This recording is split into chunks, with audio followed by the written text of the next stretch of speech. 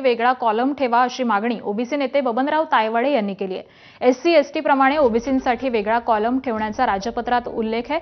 SC ST प्रवर्गामध्येही त्यांच्या जातीचे उल्लेख हवे अशी मागणीही तायवाडेंनी केली आहे। पहिल्या टप्प्यातील जनगणनेमध्ये 33 कॉलम पण जातींचा ओबीसींचा कॉलम नाही। पहिल्या टप्प्यामध्ये घरांची आणि दुसऱ्या टप्प्यामध्ये माणसांची जनगणना होते असं तायवाडे यांनी म्हटलंय।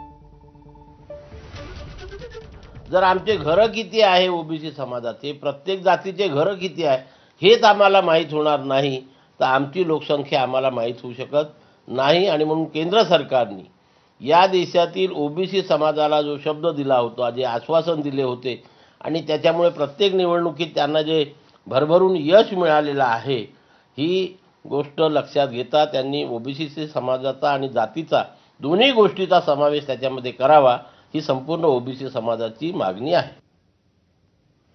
पंतप्रधान मोदी अमेरिकेचे सेल्स एजंट आहेत का अशी दैनिक सामनामधून मोदी